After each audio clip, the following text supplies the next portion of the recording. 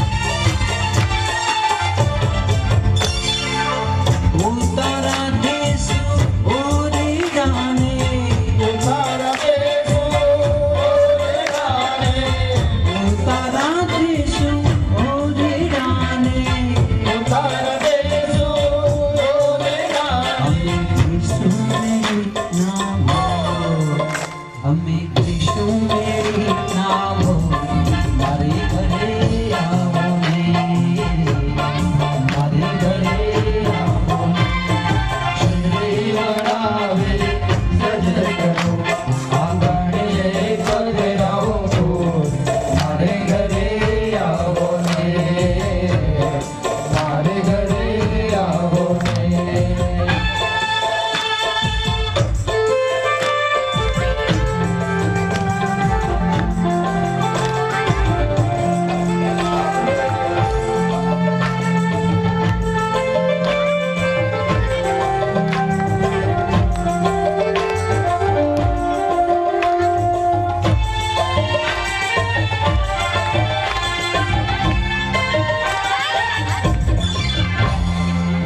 ભોજન દેશું લાપસીને ભોજન દેશું લાપસીને ભોજન દેશું લાપસીને ભોજન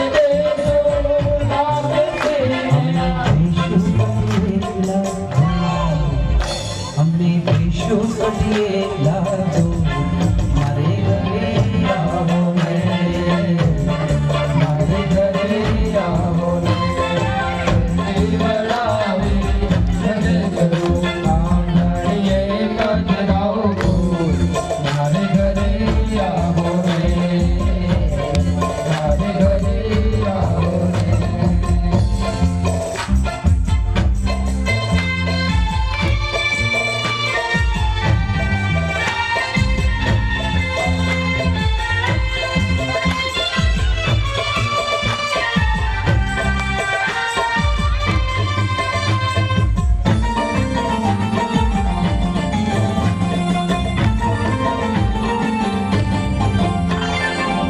વલ્લભના સ્વામી રસિક શિરોમણી વલ્લભના સ્વામી રસિક શિરોમણી વલ્લભના સ્વામી રસિક શિરોમણી પ્રભુ દેજો વૈકુંઠમાં પ્રભુ દેજો વૈકુંઠમાં મારે ઘરે આવો ને મારે ઘરે આવો ને શેરી વડાવે સજ કરું આંગણીએ પધરાવો મારે ઘરે આવો ને મારે ઘરે આવો ને મારે ઘરે આવો ને દ્વારિકાધીશ કી ભાગવત ભગવાન की जय गुरुदेवी चामुंडा मात की जय सद्गुरु महाराज की अपने माता पिता की जय जय जय श्री राधे जय श्री राधे जय जय श्री राधे जय श्री राधे जय जय श्री राधे जय श्री राधे नमः पार्वती पते हर हर महादेव ओम शांति शांति स्वस्ति श्री शारदाय नमः परात्पर सद्गुरुदेव चरण कमलम्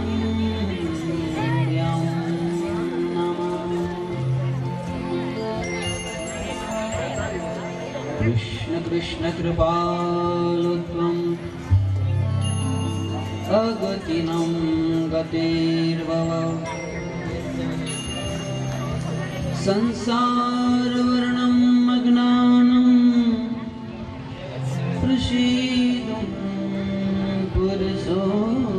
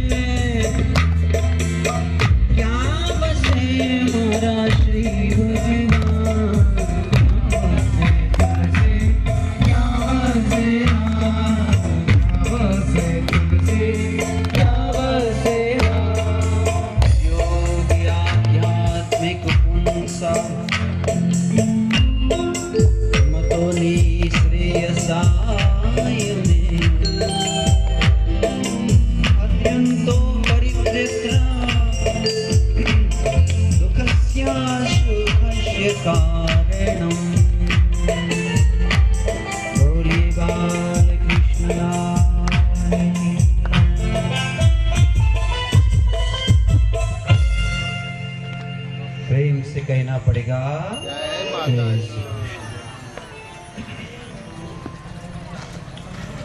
तंत्वागताहम शरणम शरण्ये स्वभृत संसार तरो उठारे। मध्याह्न सत्રમાં આપ સર્વ ભાઈ બહેનોનું હૃદયપૂર્વક સ્વાગત કરું છું। મંચસ્થ વ્યાસપીઠ ઉપર ઉપવ્યાસોની પોથીઓ ઉપર બેઠેલા સર્વ બ્રાહ્મણ ભૂદેવતાઓ આપનો સત્કાર કરું છું અને સિયારામમય સબ જગ જાની કરહુ પ્રણામ જોડી જુગ પામી। આપ સર્વના અંતકરણમાં બિરાજમાન મારા શ્રી ઠાકરજીની હું વંદના કરું છું। મધ્યાહને જોયું ભગવાન કપિલજીનો પ્રાદુર્ભાવ કદાચ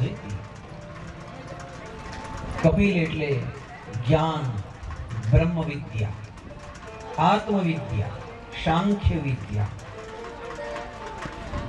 વિદ્યાથી માણસ શુગરો બને, વિદ્યા વગરનો માણસ હોય એને નુગરો કહેવાય।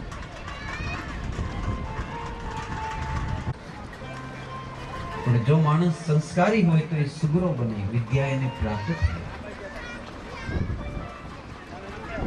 તો મારો કહેવાનો એ ભાવ છે કે જેને બ્રહ્મ વિદ્યા, આત્મવિદ્યા પ્રાપ્ત થઈ નથી, સાંખ્ય વિદ્યા પ્રાપ્ત થઈ નથી, કોઈ જંગલમાં જઈને વસે તોય એને મળશે નહીં અવિનાશ।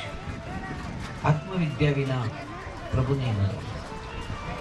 અને આત્મવિદ્યાનું નામ જ છે કપિલ ભગવાને બતાવેલી કપિલ ગીતા। ખાસ કરીને બહેનો માટે કે આ માણસ તો ક્યારેક કંટાળે તો હરિદ્વાર ભાગી જાય અને વધારે કંટાળો આપીએ તો બાવો થઈ જાય, પણ બહેનો તો ક્યાંય જઈ ન શકે, કંટાળો હોય તો એને ઘરે જ રહેવાનું હોય। તો બહેનો તમારે શું કરવું જોઈએ કે જેથી તમને વિદ્યા પ્રાપ્ત થાય? શું કરવું જોઈએ?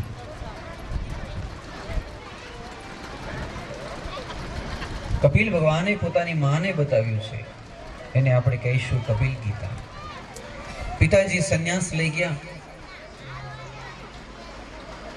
માતાજી એકલા એકલા દેવહૂતિ બેઠા છે ને કપિલ ભગવાનને હાથ જોડીને પૂછે, પ્રભુ હું એકલીને અટોલી આ સંસારમાં શું કરું, આપ મને કહો। તો ભગવાન કપિલ એને કહે છે, સાંભળો માં, હવે હું તમને જીવન જીવવાની ચાવી આપું છું કે જે જીવન જીવવાની ચાવી તમને પ્રાપ્ત થાય પછી તમારી નરકમાં ગતિ નહીં થાય, ઉર્ધ્વ ગતિ થશે। પહેલી વસ્તુ એ કે તમે તમારા શરીરને ઓળખો। કાલે પણ જોઈ ગયા કે આ કઈ ચામડા નથી, ખાલી ચામડાનું જ આખું શરીર હોય તો આંખો જોઈ ન શકે, કાન સાંભળી ન શકે, જીભ બોલી ન શકે। આમાં કઈક બીજો પણ બેઠો છે જે બધું બોલાવે છે, સંભળાવે છે, આંખ વડે જોડાવે છે। સાચી વાત છે? તો આપણું જે શરીર છે એમાં કોણ બેઠો છે એને ગોતવું, એને કહેશું આત્મવિદ્યા। અને આટલામાં જ છે બધું। જુઓ, અહીં નળીથી નીચે કંઈ પણ નથી, બધું ઉપર છે। આપણે સમજવું હોય તો કેમ સમજાય? આંખ એવી ને એવી બરોબર હોય, ડોક્ટર પાસે જઈને કે દેખાતું કેમ નથી? આંખ તો બરોબર દેખાય છે, તો કે નસો સુકાય છે, નસોમાં લોહી નથી પહોંચતું। તો આપણે ડોક્ટરને કહી તો શું કરવાનું? તો કે તો કઈ ન થાય। તો નશોમાં લોહી કોણ પહોંચાડે છે? તો કે અંદર બેઠેલો આત્મા રાજા, જીવ રાજા। એને જ્યારે ઈચ્છા થાય કે હવે આ આંખને જોવાની કઈ જરૂર નથી તો એ લાઈન બંધ કરી દે, તો આપણે આંધળા થઈ જઈએ। એને જ્યારે એમ થાય કે હવે કાનની જરૂર નથી તો કાનની લાઈનો બંધ કરી નાખી, આપણે બેરા થઈ જઈએ। એને જ્યારે એમ થાય કે આના અડધા શરીરને હાલની જરૂર નથી તો લકવો મારી જાય તો અડધું શરીર ખાલી કરી દે। સાચી વાત ખોટી વાત? તમે વિચારો છો, આ બધી વસ્તુ કોણ કરાવે છે? આ બધી તાકાત આત્માની છે સાહેબ। તાકાત શેની છે? આત્માની તાકાત છે. આત્માથી શરીર જોવે, આત્મા જાગૃત હોય તો તમે શું કહેશો? એમ કહે છે હું તો રાજાભાઈ છું. પણ શરીરનું નામ રાજાભાઈ છે કે આત્માનું નામ રાજાભાઈ છે? કેનું નામ રાજાભાઈ છે? એ કેવું? રાજાભાઈ કોણ છે બેમાંથી? તમે કે મહારાજ અમે આત્માને ક્યાં અમારે લેવા દેવા, અમે તો શરીરને ઓળખીએ, એટલે આ શરીરને રાજાભાઈના નામથી અમે ઓળખીએ. તો એનો મતલબ એ થયો કે તમે આત્માને હજી જાગૃત કર્યા નથી, આત્માને પહેચાની નથી.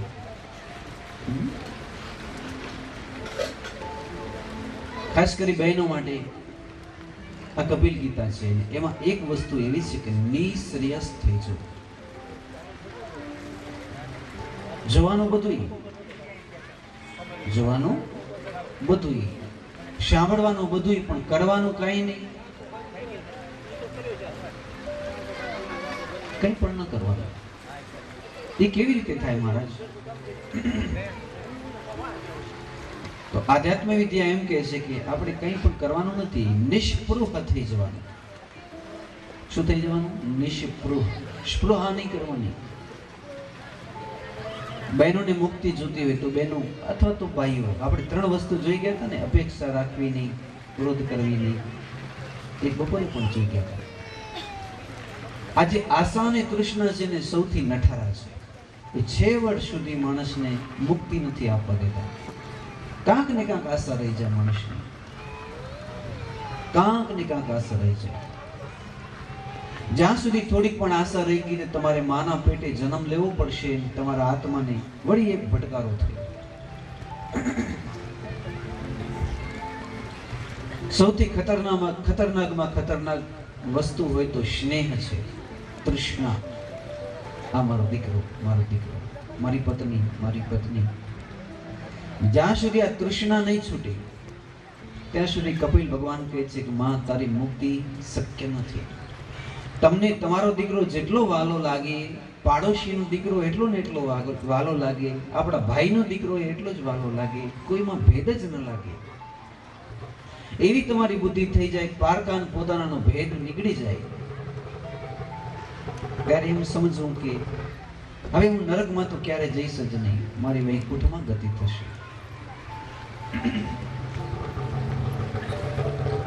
તો મારો કહેવાનો કપિલ ગીતાનો એ ભાવ છે, મન એવહી કારણમ બંધ મોક્ષ. મુક્તિ અને બંધનનું કારણ મન છે કે નહીં? એક મહારાજ બાપા કથા વાંચતા હતા, કાશીથી ઠેઠ બોલાવ્યા હતા, અને 1.25 લાખ રૂપિયા તો એને દક્ષિણા એ વખતમાં દેવાની હતી. શ્રી કૃષ્ણ રાધા ગોકુલેશ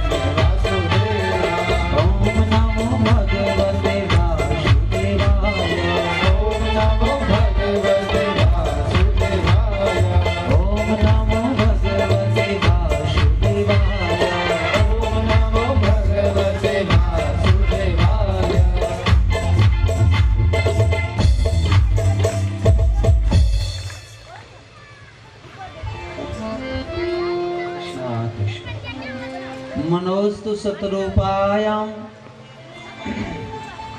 त्रिश्च कन्याश्च यज्ञिरे आकृति देवहूतिश्च प्रसूतिरीति विश्रुता। ध्यानથી સાંભળજો ભાઈ બહેન. સર્વપ્રથમ ભગવાને અવતાર લીધો, સ્વયંભૂ મનુ બન્યા. અને માતાજીનું નામ છે સતરૂપા, એટલે લક્ષ્મીજી. પહેલી સ્ત્રી કોણ સંસારની? તો સતરૂપા. પહેલો મનુષ્ય કોણ? મનુ મહારાજ સ્વયંભૂ. એના કેટલા દીકરા હતા? પ્રિયવ્રત અને ઉતાનપાદ, 2 દીકરા હતા. એની દીકરીઓ કેટલી હતી? 3 દીકરીઓ હતી, આકુતિ, દેવહૂતિ ને પ્રસૂતિ. આકૃતિના લગ્ન રુચિ ઋષિ સાથે થયા અને એમાંથી પ્રગટ થયા સાક્ષાત યજ્ઞ અને દક્ષિણા. આ યજ્ઞ નારાયણનો પ્રાદુર્ભાવ થયો 24 અવતારોમાંથી એક અવતાર શ્રી યજ્ઞ નારાયણ અવતાર એ પ્રગટ થયા. આકૃતિ અને રુચિ પ્રજાપતિના દીકરા યજ્ઞ, યજ્ઞના દીકરા દક્ષિણા, યજ્ઞ ને દક્ષિણા પ્રગટ થયા. બંને પતિ અને પત્ની, લક્ષ્મી ને નારાયણ. પછી સાંભળશું દેવહૂતિની કથા. મહારાજ એ તો સાંભળી. એના દીકરા કપિલ, એની 9 બહેનો, એના લગ્ન પ્રજાપતિઓ સાથે થયા, એની સુંદર કથા.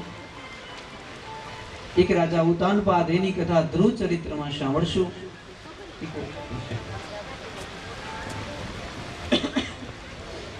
એક રાજા પ્રિયવ્રત, જેની કથા આપણે 5મા સ્કંદમાં સાંભળશું.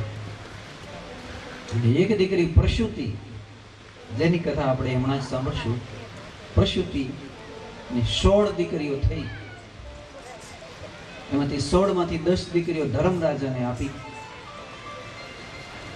એક દીકરી અગ્નિને આપી, જેનું નામ સ્વાહા. એક દીકરી સુધાને આપી, પિતૃને આપી, જેનું નામ સ્વધા. એક દીકરી શિવને આપી, જેનું નામ અંબિકા, આદિશક્તિ ઉમિયા.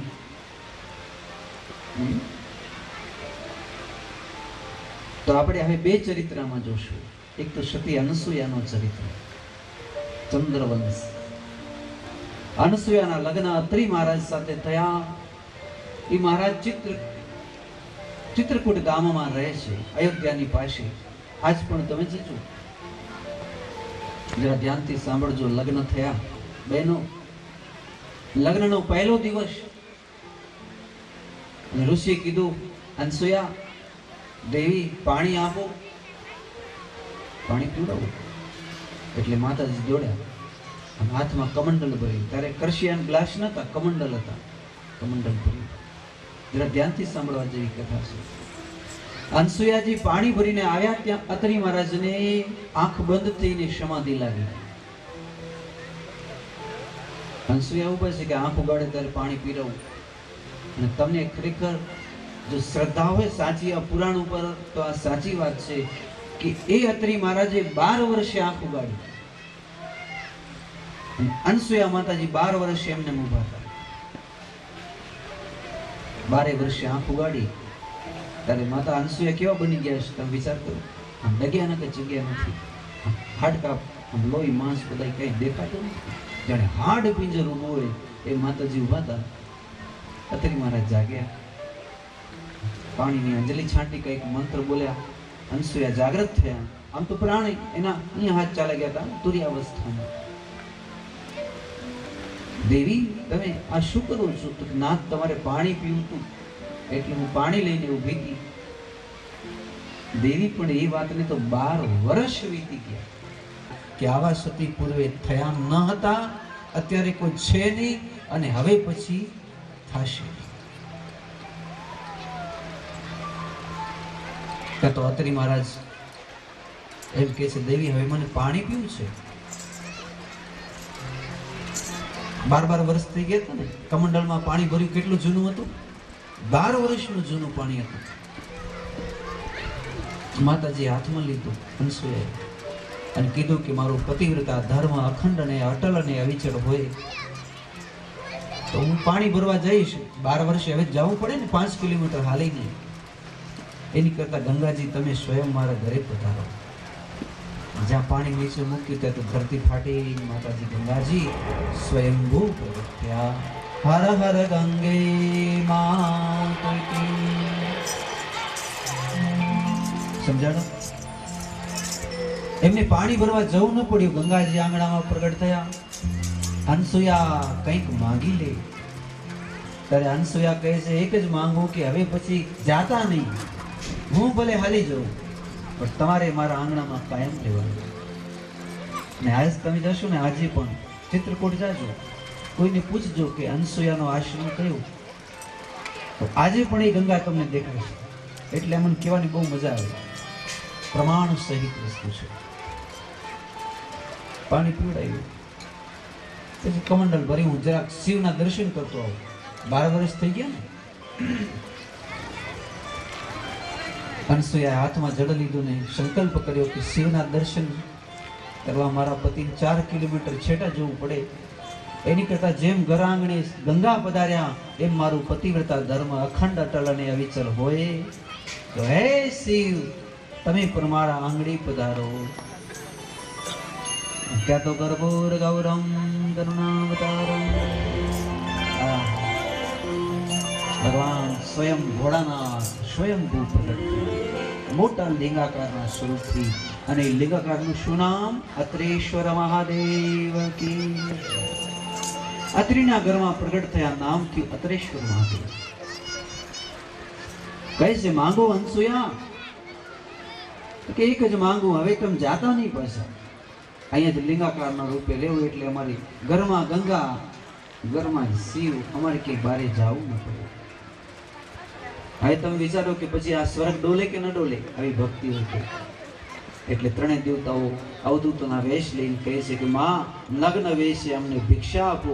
અને સતી અનસુયા સંકલ્પ કરે કે આ 3 અવધૂતો 6 માસના બાળક બની જાઓ. બ્રહ્મા, વિષ્ણુ અને મહેશ 6 માસના બાળક બની ગયા.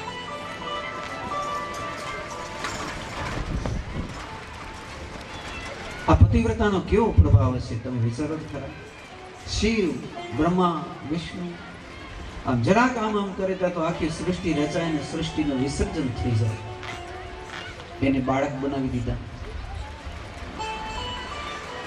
માતાજી અનસુયાએ કઈ કૃપા કરી, છાતીમાં દૂધ વહેવા લાગ્યા, ધવડાવવા લાગ્યા. એમ કથામાં કીધું છે. 3 બાળકોને ધવડાવ્યા. 15 દિવસ નીકળી ગયા. ત્યારે 3 માતાઓ હવે આવી છે અવધૂતોના વેશ લઈને. ભવતીમ ભિક્ષામ દેહી. અનસુયાએ દાબડાના આસનિયા પાથરી 3 માતાજીને બેસાડ્યા, પૂછ્યું, બોલો માં, શું ભિક્ષા આપું? અનસુયા, તું તો પતિવ્રતા છો, અમને એવી ભિક્ષા આપ કે જે ભિક્ષા કોઈ ના આપી શકે. વચન દે તો માંગ્યું. તથાસ્તુ, જાઓ તમે આપ્યા, લઈ જાઓ. 3 માતાજી દોડ્યા, પારણા પાસે ગયા અને જોયું તો 3 દેવ એક સરખા. કયા શંકર ને કયા બ્રહ્મા ને કયા વિષ્ણુ ખબર જ ન પડે. અમારા ગુરુજી કહેતા, એક તો એવું હતું, બીજું એ હતું કે માતાજીને ખબર હતી, લક્ષ્મીજીને, પાર્વતીજીને, કે સતી અનસુયાએ એમ સંકલ્પ કર્યો કે આ અવધૂતો 6 મહિનાના બાળક બની જાઓ. તો આ બાળકો કોઈ દિવસ 7 મહિનાના થવાના નથી. હવે માની લો કે બાળકને લઈ જઈએ અને એ 6 જ મહિનાના રહે, તો આપણે શું કામના? એ કે ઓળખી જાય, માની લો કે આજ વિષ્ણુ, આજ શિવ, પણ બાળક તો કોઈ દી 7મા મહિનાનો નહીં થાય, વચનથી બાંધેલા છે. એટલે માતાજી એમ કહે છે 3 દેવીઓ કે અમારા પતિ પૂર્વે જેવા હતા તેવા ને તેવા પતિ અમને મૂળ સ્વરૂપે પાછા આપો. બોલો, આ પતિવ્રતાનો કેટલો મહિમા છે. સતી અનસુયાએ પતિના ચરણ કમલનું ધ્યાન ધર્યું અને પ્રતિજ્ઞા કરી કે જો મારો પતિવ્રતા ધર્મ અટલ, અખંડ અને અવિચલ હોય. ત્યારે ભગવાનો અત્રી મહારાજને એમ કહે, પ્રભુ તારે ઘેર 15 દી રોકાણું, અત્રી કંઈક માંગી લે દીકરા, ધન્ય હોજો તારી ભક્તિ. અમે તારી પરીક્ષા કરવા આવ્યા હતા, પણ તારું નામ હવે પછી સંસારમાં અજર અને અમર થઈ જશે. માંગી લે, શું જોઈએ? અત્રિ મહારાજે અખંડ અટલ અને અવિચલ ભક્તિ માંગી. માં અનસુયાને કીધું, અનસુયાજી તમે પણ કંઈક માંગી લો. એ વખતે અનસુયાજી માંગી, નાથ પહેલું તો વરદાન એ દેવું કે જન્મ જન્મમાં મારું પતિવ્રતા ધર્મ અટલ અખંડ અને અવિચલ રહે. અત્રિ સિવાય મારા કોઈ પતિ ન થાય, મારો વાસ વૈકુંઠમાં ન થાય, પતિના લોકમાં મારો વાસ થાય, પતિના ચરણમાં મારો વાસ થાય. તથાસ્તુ. બીજું કંઈક માંગો. ત્યારે અનસુયા હસવા લાગ્યા. દીકરા હું માંગીશ એ આપશો? તો કે હા. આમાંથી આપણે એ જોવાનું છે પ્યારે ભાઈ બહેન કે આવી સુંદર જીભ મળી, મુખાદે મળ્યો, અને છતાંય જો આપણે ઓમ નમઃ શિવાય ના જાપ નહીં જપીએ, શિવના જાપ નહીં જપીએ, કૃષ્ણના જાપ નહીં જપીએ, તો બીજા જન્મમાં દક્ષ પ્રજાપતિની જેમ તમને ને મને પણ બકરાનો અવતાર આવી શકે. આપણે આમાંથી એ સમજવાનું છે. તો ભગવાન શિવની આવી સુંદર સ્તુતિ ગાયા પછી આવો એક શિવના શ્લોક મંગલ ગાઈએ. હરિ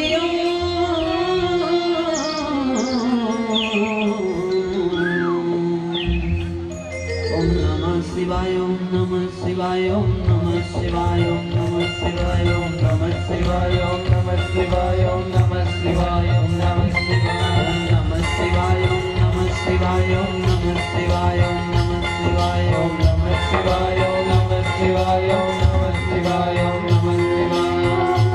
શ્રી મંત્ર સદા મંગલકારી.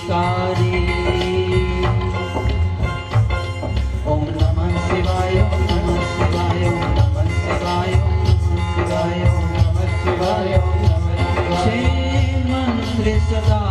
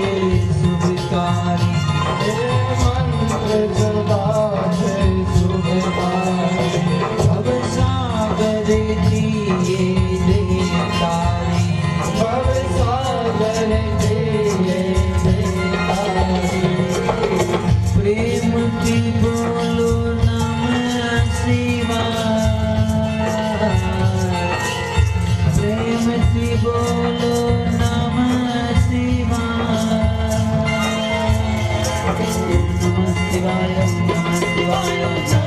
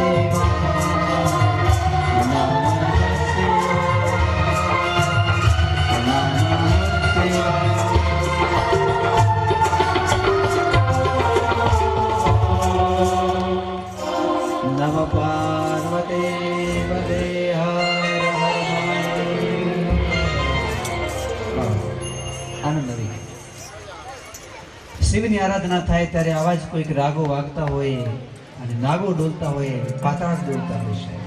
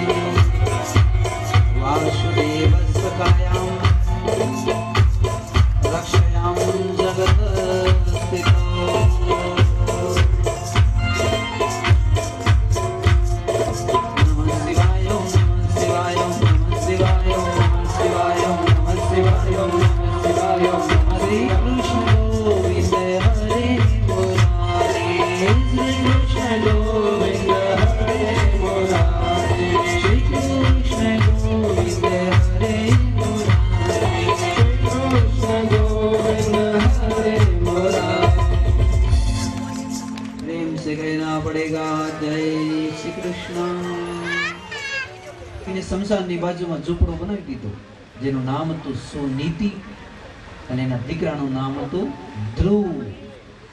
શું નામ હતું? ધ્રુવ. અડમાનેતી હતી ને એક દીકરી માનેતી હતી જેનું નામ હતું સુરુચિ.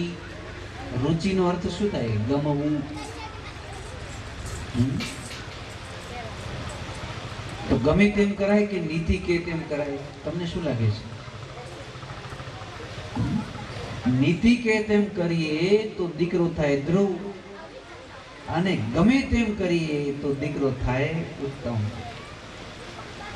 ઉત્તમ એટલે કે દીકરો એમ કે બાપુજી મને આવા મોબાઈલ જોશે, જો તમે મોબાઈલ નહીં દેવું તો હું ટ્રેનમાં પાટામાં પડી જઈશ. આવા સારા કપડા મને જોશે જ નહીં આપો તો ટ્રેનના પાટામાં પડી જઈશ. સમજો છો ને? તમારા ઘરની અંદર તમે કેવું વાતાવરણ રાખો છો? તમને ગમે તેવું વાતાવરણ રાખો છો કે નીતિ પ્રમાણેનું વાતાવરણ રાખો છો? સુનીતિ, સુરુચિ. આહા, આપણા ઉપર કથા છે હો સાહેબ. સુરુચિ તો એમ કે પેલી પિક્ચરમાં કેવી હિરોઈન જોવો તો કેવી લાગે, અડધા અડધા કપડા પહેરી. આપણે પણ પહેરી તો કેવું સારું લાગે. રુચિ એમ કે તો નીતિ એમ કે આપણાથી એવું કરાય?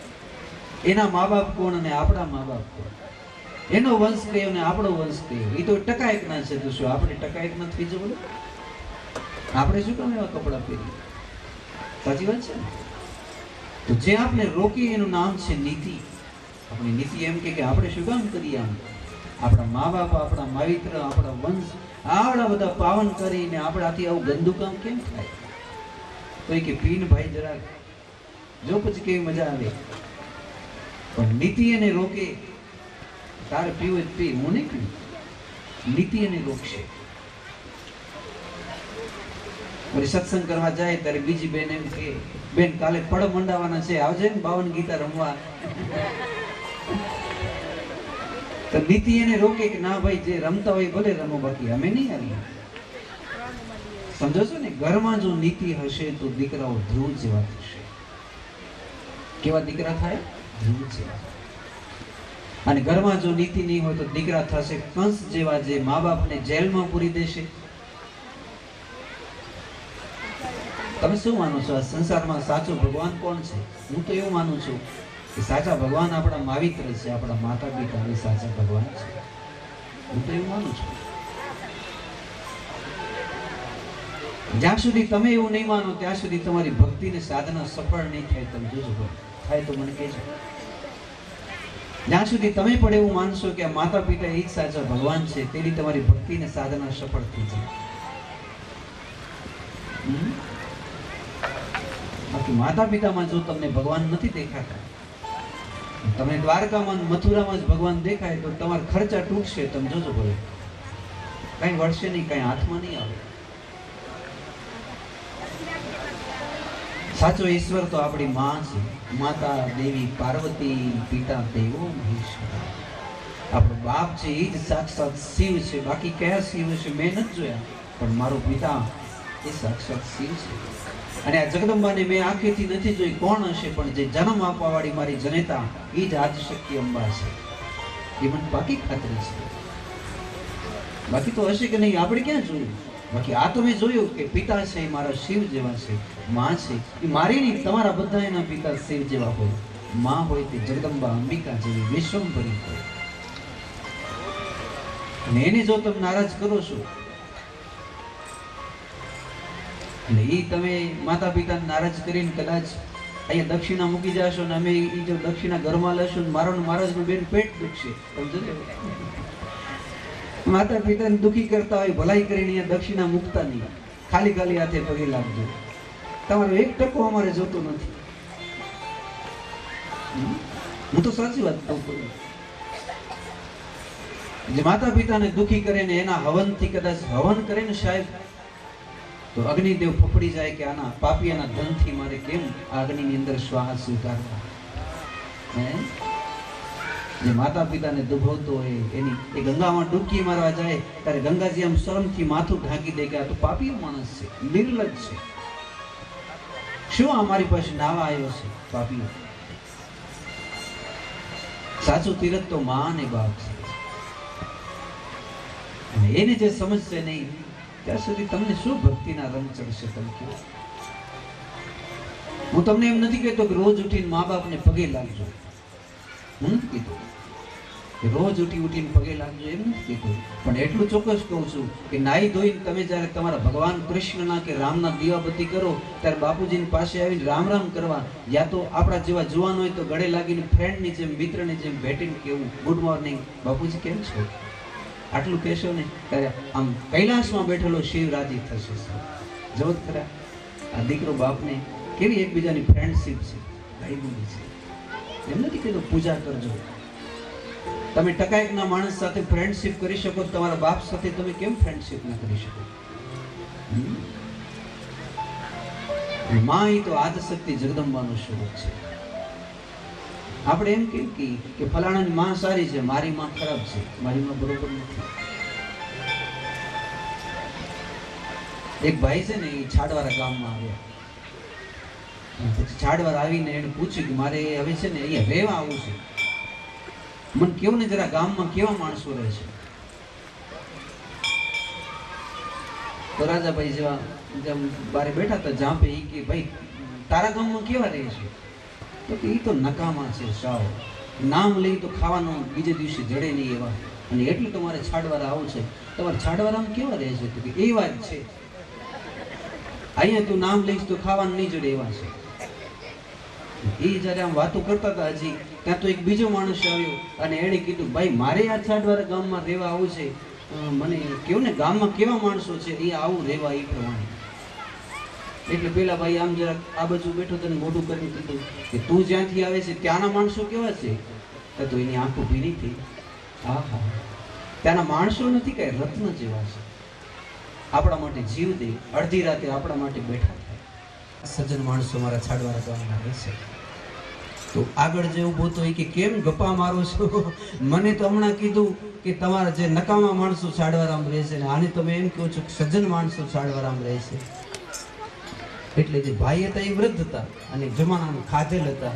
એણે કીધું ભાઈ ગામમાં કોઈ ખરાબ હોય જ નહીં, આપણે સારા તો બધાય સારા ને આપણે જો ખરાબ તો બધાય ખરાબ. તું છો જ ખરાબ, તને બધું ખરાબ જ દેખાશે ને અહીંયા તને એવા જ મળશે. તને કોઈ સારો માણસ મળશે જ નહીં, ખરાબથી તારી ભાઈબંધી થશે. અને આ માણસ સજ્જન ને સારો છે તો આની સારાથી ભાઈબંધી થશે. સમજો છો? તો આપણે કેમ કહીએ કે આપણી માં ખરાબ કે આપણો બાપ ખરાબ છે? આપણી ખરાબ છે એટલે આપણી દ્રષ્ટિ ખરાબ છે.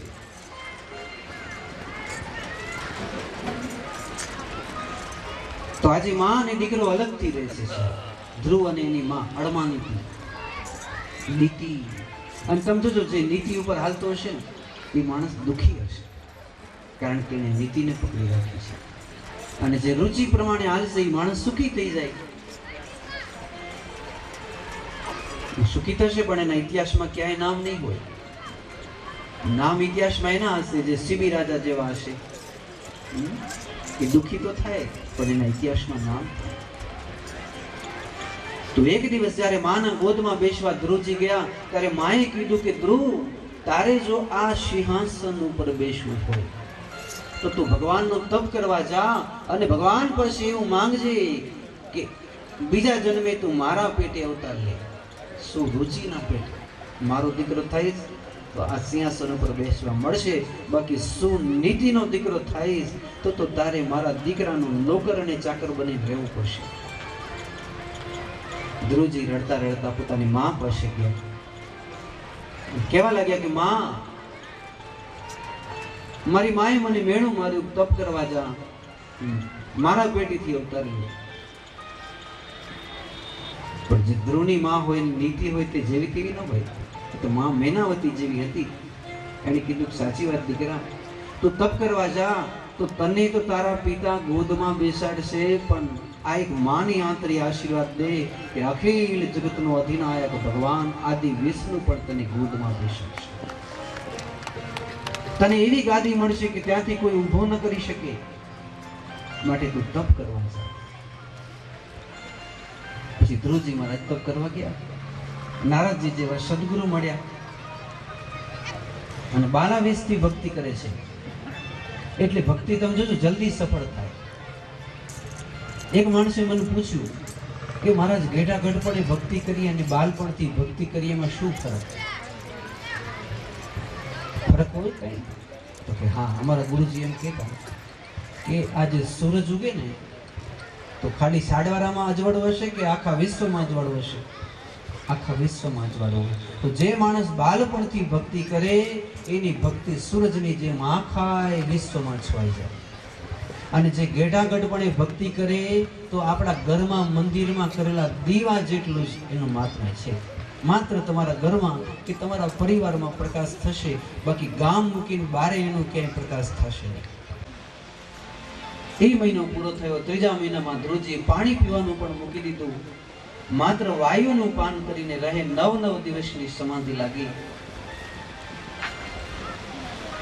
ચોથા મહિનાની અંદર ધ્રુવજી મહારાજ હવે વિચારી કે હવે મારે વાયુ પાન પીવાની પણ જરૂર નથી.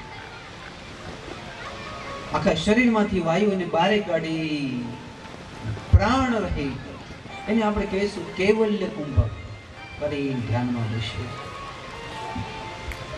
આમ કરતા 5 મહિના થયા, 6 મહિના થયા. આ બધા દેવતાઓના જીવ ગભરાવા લાગ્યા કે તમે ધ્રુવજીને દર્શન દો. એ કેવલ કુંભક કરીને બેઠા અને એથી અમે પણ શ્વાસ લઈ શકતા નથી. ધ્રુવજી બેઠા છે ક્યાં કને ખબર છે? જમનાના કાંઠે મધુવનમાં દાબડાનું આસનિયું, પદ્માસન વાળેલું, ત્યાં ધ્રુવજી પધાર્યા. ત્યાં સાક્ષાત ગરુડ ઉપર બેસીને ભગવાન પધાર્યા. 6 મહિને દર્શન દેવા. આ એક અવતાર છે, 24 અવતારમાંથી એક અવતાર હરિ અવતાર. ગરુડ ઉપર બેઠા છે, પુકાર કર્યો, એ દીકરા ધ્રુવ, જરા ધ્યાનથી સાંભળજો બહેનો. ધ્રુવજીને બંધ આંખ હતી ને એવી સમાધિ લાગેલી કે સામે ભગવાન છે, તો એ ધ્રુવજીની સમાધિ છૂટતી નથી. તો જ્યારે તમારા જીવનમાં પ્રકાશ પાથરાશે, ધ્યાનથી સાંભળજો, ત્યારે તમે અત્યારે તમને જે ખરાબ માણસ લાગે છે ને એ માણસ તમને મીઠો લાગશે. આજે તમને એમ થાય કે મારી દેરાણી ખરાબ છે, મારા ફલાણા ખરાબ છે, મારા પાડોશી ખરાબ છે, મારી સાસુ ખરાબ છે, મારા આ ખરાબ છે. કારણ કે અંતરમાં પ્રકાશ નથી, અંદરમાં અંધારું છે. એમ લાગે કે આ માણસો ખરાબ નથી, પણ હકીકતે ખરાબ તો હું જ છું. કારણ વગરનો આ લોકોને ખરાબ કીધું. ભગવાને હવે એના અંતરમાં અંધારા કર્યા. ધ્રુવજીની સમાધિ છૂટી. સામે જોયું તો ગરુડ ઉપર ચડી ભગવાન સ્વયંભૂ આવ્યા છે. ધ્રુવજી દોડ કાઢીને ભગવાનના ચરણ પકડી લીધા અને આમ ભગવાને આમ હાથ ઉપાડીને આમ ધ્રુવજીને પોતાની ગોદમાં બેસાડ્યા. ત્યારે ધ્રુવજીને પોતાની માં સુનીતિ યાદ આવી કે માં કહેતી હતી કે તારા પિતા તો ઠીક, પણ અખિલ જગતનો અધિનાયક પરમ પિતા તને ખોડામાં બેસાડશે. અને આજ ભગવાને જ્યારે ધ્રુવજીને ખોડામાં બેસાડ્યા ત્યારે ધ્રુવજીએ બાથ લઈ લીધી. ધ્રુવજીની આંખમાંથી અશ્રુની ધાર થાય છે. ભગવાન કહે છે ધ્રુવજી માંગો. ધ્રુવજી કહે છે પ્રભુ પહેલે તો મારે એવું માંગવું હતું કે મને મારા બાપનું રાજ્ય મળે, પણ તમારા દર્શન થયા પછી હવે મારા અંતરમાં કોઈ ઈચ્છા નથી, હવે મારે કાંઈ નથી માંગવું. ત્યારે ભગવાન કહે છે ધ્યાનથી સાંભળો ભાઈઓ, કે તારી ઈચ્છાથી રાજ્ય કરવાની તો જા, આ ભારત દેશનું રાજ્ય તને 36,000 વર્ષ સુધી કરવા મળશે. 36,000 વર્ષ સુધી આ તમે ભારત દેશના રાજા બનીને રહેશો. પછી તમે મરશો નહીં. આ જ શરીરથી તમે જ્યારે ઉપર આવશો તો અંતરિક્ષ લોકમાં એક એવી ગાદી, એવું રાજ છે જેને અવિચળ પદ કહેવાય. એ અવિચળ ગાદી તમને આપીશ. ઉત્તર દિશામાં તમે ધ્રુવનો તારો બની વૈકુંઠની સામે તમારું આસન થશે. અને એવું આસન કે એ આસન ઉપરથી કાળક્રમે તમને કોઈ ઉતારી નહીં શકે. જા દીકરા, હું તને અંતરથી આશીર્વાદ આપું છું. સમજ્યા? બોલો. તો અંતરમાં કોઈ પણ ઈચ્છા હોય ને, તમે જો નારાયણનું તપ કરશો તો તમે અવિચલ પદની પ્રાપ્તિ થશો. અવિચલ ભક્તિ મળે, અવિચલ ધન મળે, અવિચલ મુક્તિ મળે. તમારે જે જોઈએ તે કૃષ્ણ પાસેથી મળશે.